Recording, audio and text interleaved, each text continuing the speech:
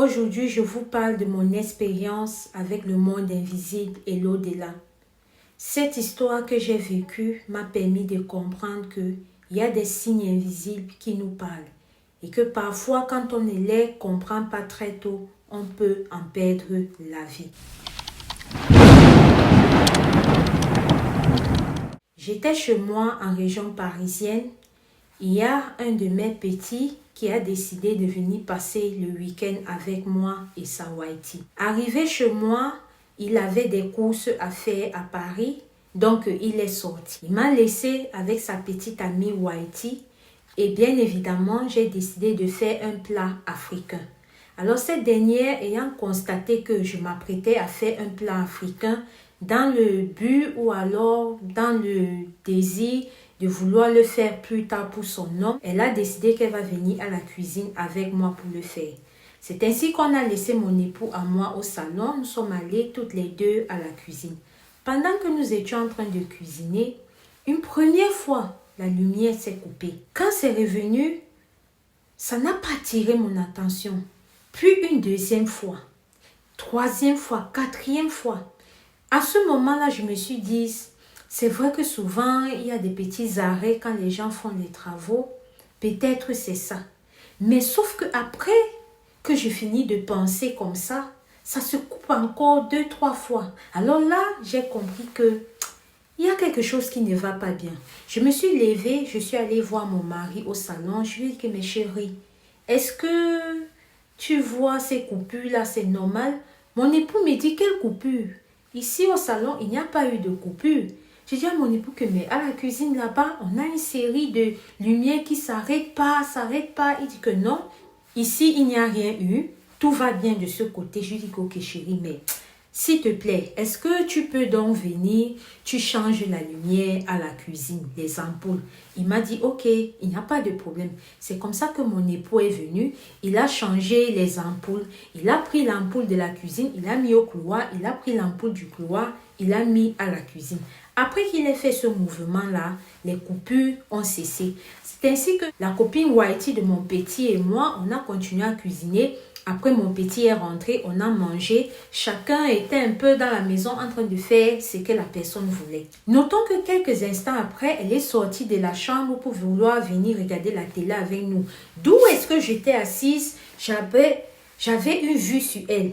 Et c'est là où j'ai vu comment, subitement, elle est tombée comme ça. Alors quand elle tombe comme ça, j'ai crié immédiatement. C'est comme ça que mon mari qui est à côté de moi et son copain s'élèvent, on court vite vers elle. Sauf que pendant minimum 3 minutes, 4 minutes, 5 minutes, son pouls ne répondait plus. On faisait tout, son pouls ne répondait plus. C'est comme ça que mon mari l'a mise position safe. C'est comme ça qu'on appelle les urgences. Quand on appelle les urgences, on explique la situation à travers le téléphone. C'est comme ça qu'on nous dit comment est-ce que faire et c'est comme ça qu'on dépêche une équipe médicale qui vient.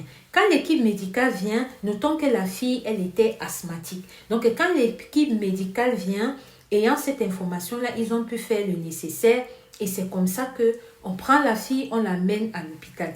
On a pu faire le nécessaire. Maintenant, ils ont demandé à la fille qu'elle pouvait rester. Mais moi, après ce que j'avais vu, j'ai dit que non. S'il vous plaît, pour cette nuit, il faudrait qu'elle parte à l'hôpital. Sauf que quand elle est partie à l'hôpital, elle a fait pratiquement 10 jours là-bas. Et ça n'allait toujours pas. Elle était toujours en soins et tout. Mais notons que son pronostic vital n'était pas engagé. Quand je suis revenue, j'ai parlé encore à mon mari. J'ai dit à mon mari que c'est vraiment bizarre ce qui s'est passé. Notons que quand ma mère est décédée, avant qu'elle ne décède, j'avais tout le temps cette lumière-là qui s'allumait, s'éteignait, tout le temps.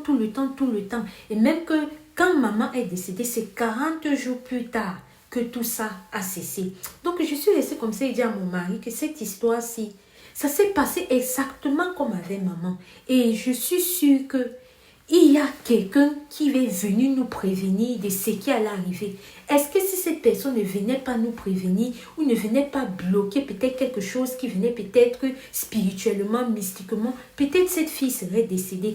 Parce qu'une chose est sûre, les coupures qui se sont passées, venir passer là, c'est la même chose qui s'est passée quand maman est partie. Donc ça veut dire qu'il y avait une entité qui essayait de entrer en contact avec nous. Mais sauf que nous, on n'a pas su. Il y avait une entité qui était sans doute en train de mener un combat spirituel en cet instant-là. Et c'est ça qui a sans doute sauvé la vie de cette fille-là.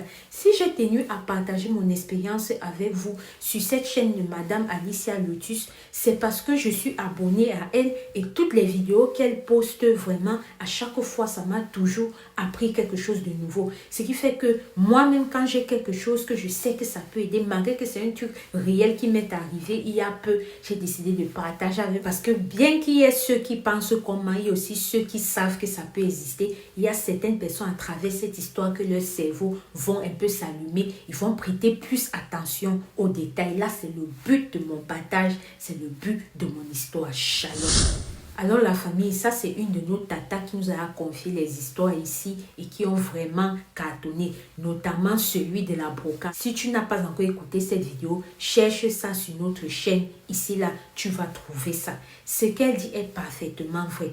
Quand tu n'as pas un cerveau allumé, il y a certains trucs que ça va t'arriver. Tu ne vas pas comprendre alors que ça te prévient. Restez intense un peu quelques minutes comme ça.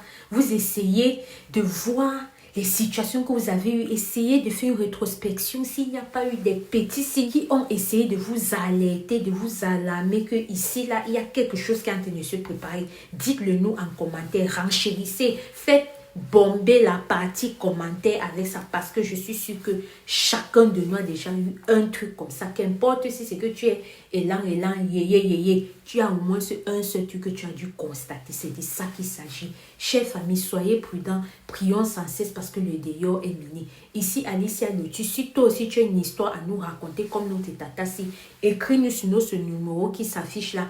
Ensemble, on va se mettre d'accord sur comment est-ce qu'il va présenter ton histoire. Si tu m'envoies les audios, tu veux qu'il balance tes audios, je fais. Si tu m'envoies les audios, tu veux que je raconte, je m'approprie l'histoire comme j'ai fait là, je fais également. Car cela ne tient, on va faire ce que tu dis. Sur ce numéro, je ne prends pas d'appel. C'est uniquement les messages par audio et ou écrit. Comme on dit, un bon entendeur s'aligne. Je vous dis à très bientôt pour une prochaine vidéo. Shalom à mon tour.